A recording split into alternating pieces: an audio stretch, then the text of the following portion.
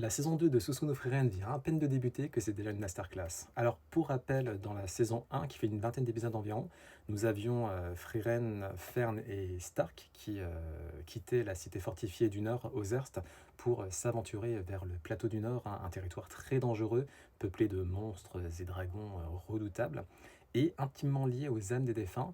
Là-bas, aux confins de ce plateau, Frieren espère peut-être établir un dialogue avec Himmel, hein, son amour qui aurait pu, hein, un amour du passé, et elle espère avoir un dernier discours, un dernier dialogue, un dernier échange de mots qu'elle n'avait pas pu avoir à l'époque. En statut d'elfe, le temps s'écoule bien différemment de nous autres humains, un mortel qui avons à peine 80-90 ans d'espérance de vie, surtout à cette époque-là.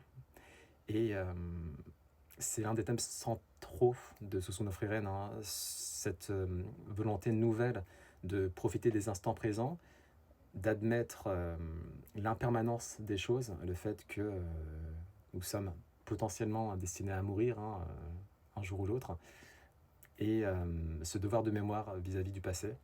C'est très beau, hein. Comme d'habitude, le studio Madhouse a fait un travail incroyable en matière d'animation, en matière d'adaptation. Euh, le souci du détail, hein, dans pas mal de situations, ça peut être une brise printanière, ça peut être une rivière qui s'écoule lentement sous un ciel éclatant. Les petites mimiques, les petites faces ici de notre trio de personnages qui apprend à s'apprécier, qui apprend à se faire confiance, notamment avec Stark cette fois-ci. C'est tout simplement beau. L'opening est incroyable, hein, au passage, il faudra qu'on en parle. L'ending aussi, très très beau. Et voilà, bon, c'est Susumu no Frieren, un de mes animes préférés, hein. Je pense qu'il est dans mon top 5 de mes animes préférés tout court, tellement il m'a subjugué. Et en termes d'impact philosophique, en termes de message eu égard à la vie, au deuil aussi, hein, la nécessité de se rappeler des disparus, de ne pas les oublier et de faire en sorte de profiter de l'instant T.